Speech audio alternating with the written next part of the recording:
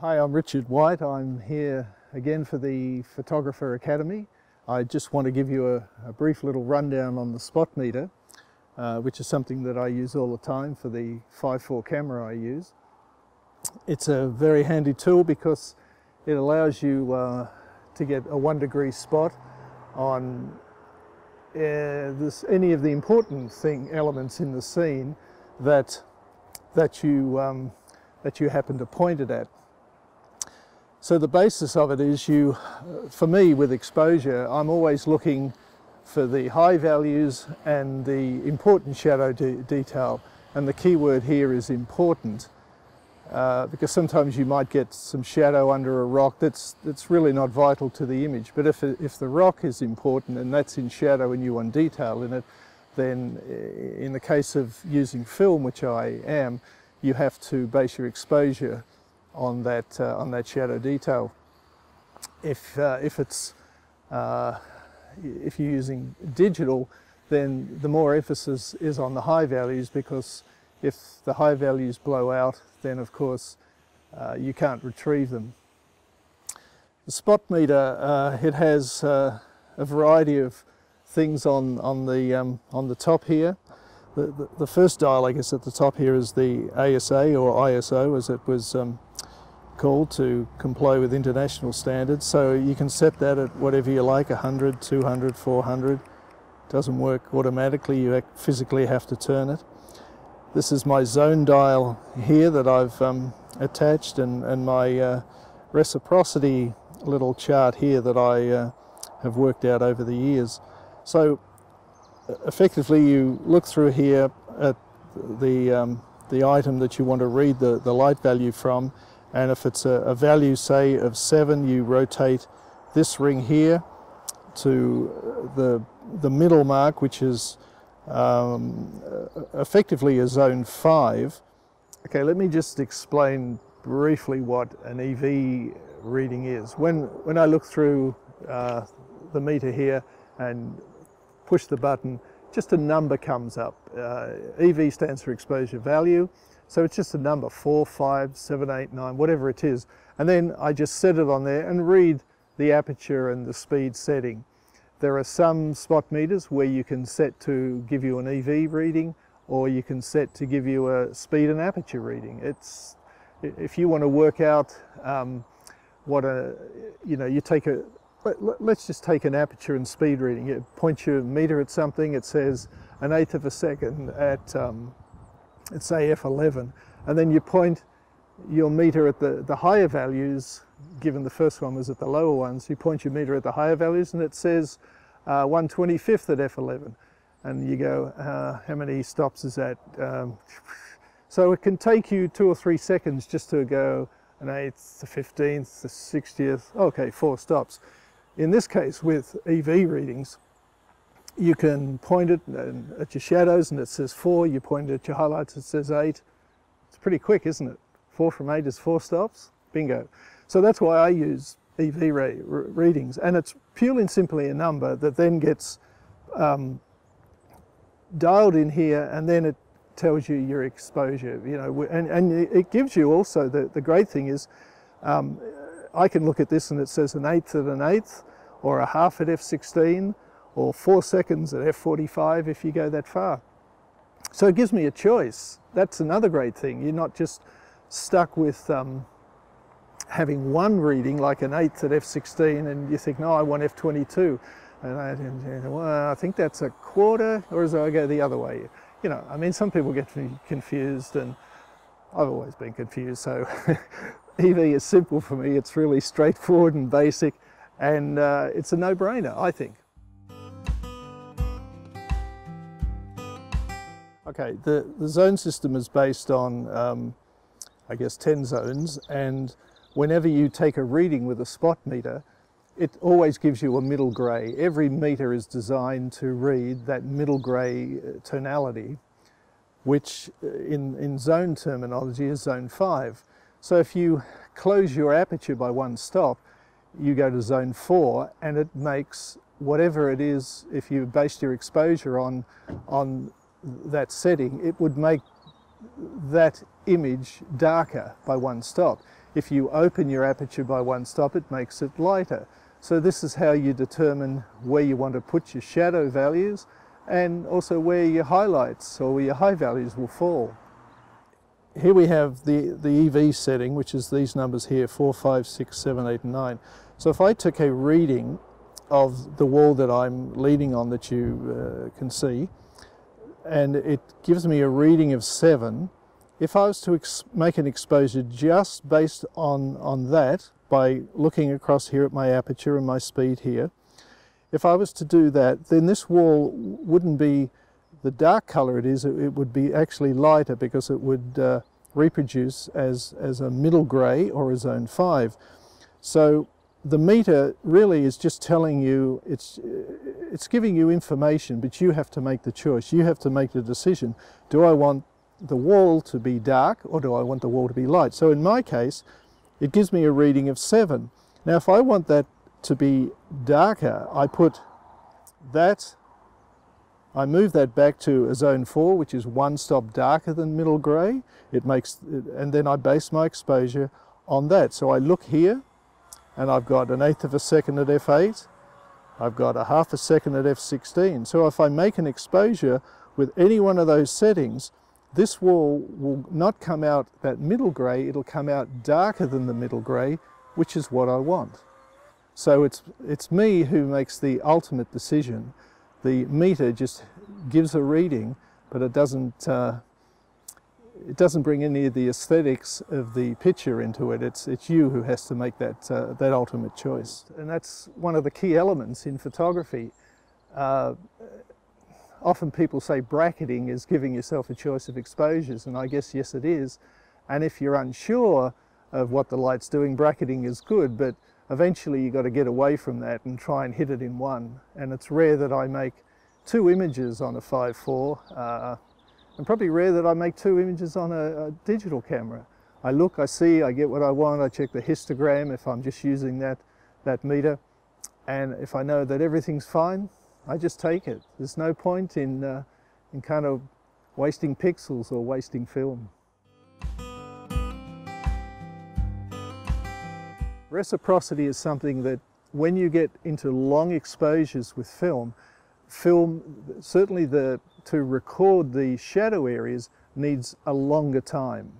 It's just how it is. It's not rocket science or anything, it just needs more time. The higher values, of course, if they're 3 or 4 stops more, they record and quite normally, but it's the shadows that need the more exposure. Now, the beauty is when you give a lot longer exposure, your high values increase quite rapidly, but your low values are coming up slowly to meet the required amount of light. So in actual fact, you can expand your contrast purely and simply by a long exposure. It's a nice little trick when you want to do something like that, and you can do it by adding a neutral density filter to an otherwise ordinary kind of exposure, and you can just expand the contrast by putting one on, and it means that your 1 second exposure might become an 8 second exposure. So you can just expand the contrast of the shot a little bit. It's not something you do terribly often, but it's something that can be done. Reciprocity doesn't happen in digital, which is terrific. So what you see is what you get, but it's, I guess I learned this from film, and because I still use film, you still have to allow for it. And once you've got a little chart like this on the top, it's pretty easy. You point your meter at something, it says 8 seconds, you look at this and you go, 8 seconds is 15 seconds. So you just expose for 15, and as you see, as you get further down the scale, a 15-second exposure that the light meter may tell me is actually 30 seconds. So it's double the time, and bingo, you've got a perfectly exposed negative, which is what we're all after, or a perfectly exposed digital file, which is really the best approach to take. Anyway, we're going to try this system out. We're going to go down to Hadrian's Wall, and we're going to pray that the weather improves and see if we can make some images down there. And by all means, certainly I'll be using the spot meter to determine any exposure I make.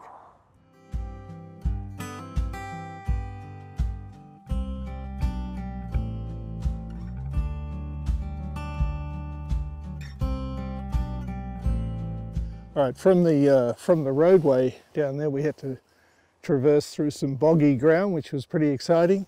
I just noticed the undulating land here and the tree in the middle, and I just like the symmetry of that. So it's worth coming over and having a look and seeing if there's a photograph that we can do.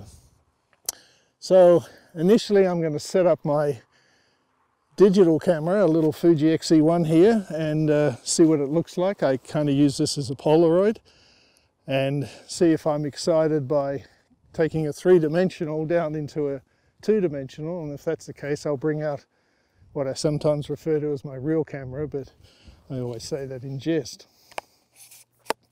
Unless you're a 5.4 aficionado and you'd be punching the air, say, "Go Richard, go." So we'll see what we get. It's got a rather nice kind of swing to it. The light's pretty ordinary though. That's the thing against it. When we first arrived, it looked like the sun might break through the clouds behind us here, but the clouds moved in and taken over, so we're not getting the light I was kind of hoping for into this little glen or valley. But it's still a nice, if you can see that, it's got nice rhythm to it. Probably we need to come in a tad more, bring that down. Probably a bit too much foreground. Here's a bit too much sky, but I'm more to opt for the sky here. I might just try a grad filter here and see if we can just pick up a bit more cloud there in the sky. I've got a 0.6 soft grad in here. I'm just going to try and pull it down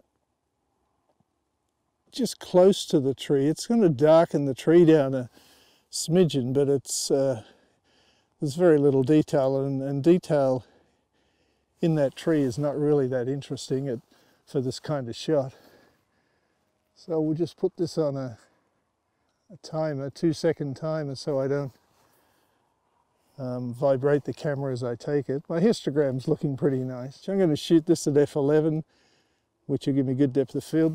This lens will pick it up way before that anyways. Yeah, well, it's kind of interesting. Got a nice shape. All we need is a bit of God's light. I didn't say my prayers this morning, quite obviously. Anyway, we'll push on. There might be something else further up the hill.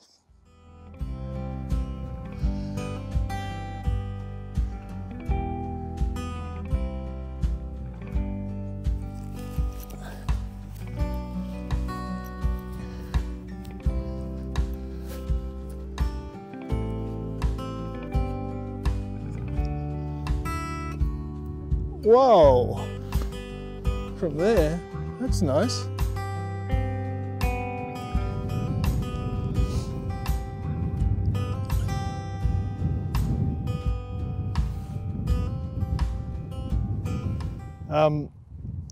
I always carry this with me. It's primarily for my 5.4 because I mainly shoot 5.4 and shoot in black and white. And I don't always have my little digital camera, which has become like my Polaroid.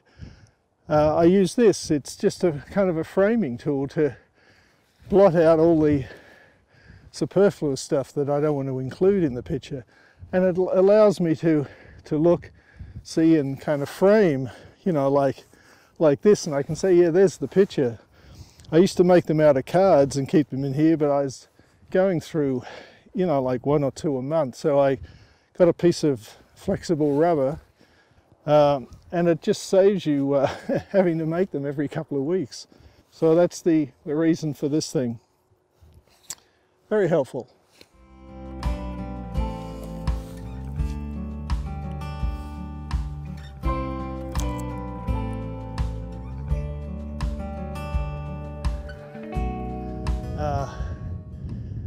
Yeah, look,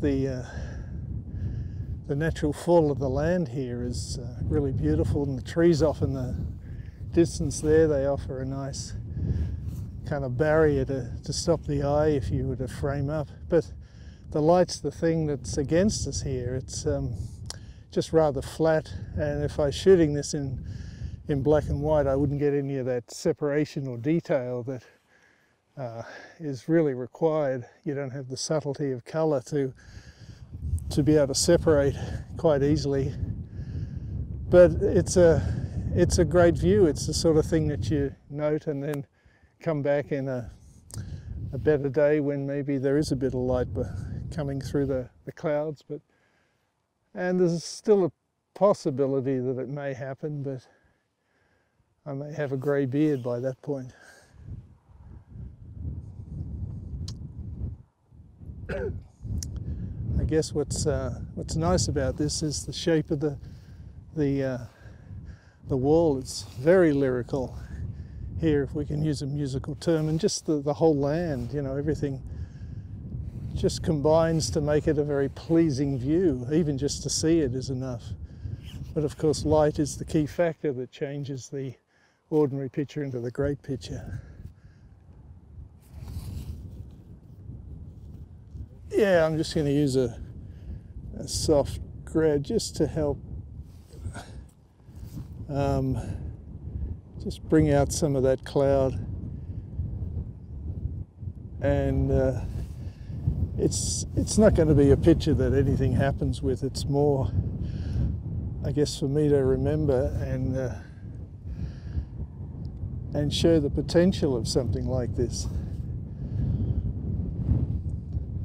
In fact, it looks quite flat and ordinary. I don't know why and the wind's picked up.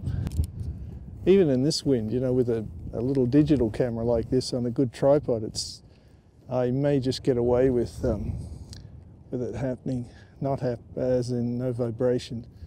All things are in your favour. It's got some nice design, but it's got pretty ordinary light. Well, the weather has been against us. I was warned about this coming to England, that it can be off and on, and you make the most of what you get. We, fortunately, it only started to rain when we left, but we framed up, as you've seen, a few pictures on Hadrian's Wall. They were more to do with compositional lines, form, design, things like that. The other element that was missing, of course, was the light, you know, and I think if we'd had some light that was just raking across those scenes, it would have changed the whole atmosphere and just improved the picture to no end. But I guess, you know, images, design and composition is so important for an image to have a kind of a wow factor that we all say. So often than not, we just take an ordinary shot and try and, you know, fix it up in Photoshop or fix it up later on. And if you start off with a great negative or a great file, then you don't have to work so hard afterwards. And that's always my aim. And if I set up to make a picture and the light's not good, and I wait and it still doesn't improve, I more often than not don't take the shot, because I know I'm not going to print it, and I know I can't use it because it falls down with not having the correct light that I really want. So in this case, you know, I've seen some images that I could make. When I come back here again, I'll probably revisit the place. I'll pick my weather moments, of course, and just hope that, that we get lucky. So basically, in summing up, I hope that some of the tips I've given you are helpful to your own photography. As I've always say, it's not about equipment, whether I use a 5.4 or a little small digital camera.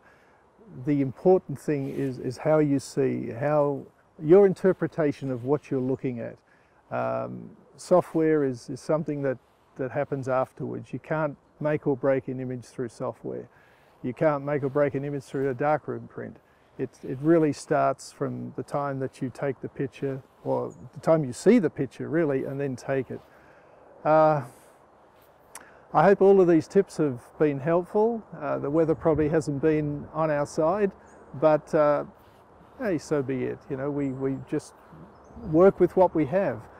Hadrian's Wall was good for composition, for showing how you can work with things, how the light can change something, although we didn't get it, but I could see how the possibility was there.